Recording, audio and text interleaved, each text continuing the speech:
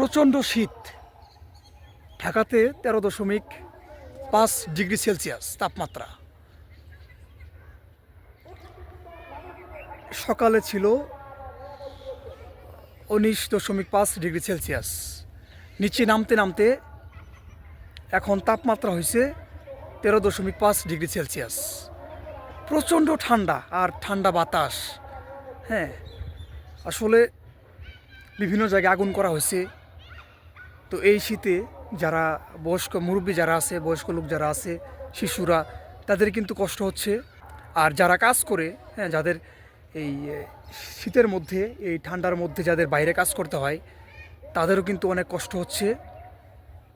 আর তাপমাত্রা সন্ধ্যার দিকে আরও নিচে নামতে পারে। 8 থেকে 10 ডিগ্রি সেলসিয়াস যদি আসে তাহলে কিন্তু আরও ঠান্ডা বাড়বে। যদি 8 থেকে 10 ডিগ্রি সেলসিয়াসের নিচে আসে, হাড় কাঁপানো শীত পড়ে যাবে। তো এরকম আবহাওয়া কিন্তু 2 থেকে 3 দিন আরও থাকবে, আবহাওয়া অফিস বলছে। তো সবাই আপনারা ঘরে থাকেন। বয়স্ক লোক যারা আছে, আপনারা আগুন করেন, বিভিন্ন জায়গায় জায়গায় আগুন করেন, তাদেরকে নিয়ে আগুনের কাছে থাকেন, শীতের কাপড় পরেন, আপনারা গরম পানি খাবেন। প্রচণ্ড শীত, বলার মতো না, এত ঠান্ডা।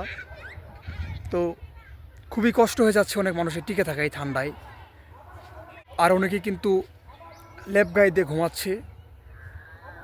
অনেক ঠান্ডা, অনেক। এখানে অনেক ঠান্ডা বাতাস, এবং এখানে কিন্তু অনেক ঠান্ডা বাতাস। আমি আর থাকতে পারবো না, আমার হাত পা শরীর কিন্তু অনেক ঠান্ডা হয়ে গেছে। তো সবাই ভালো থাকেন। আসসালামু আলাইকুম।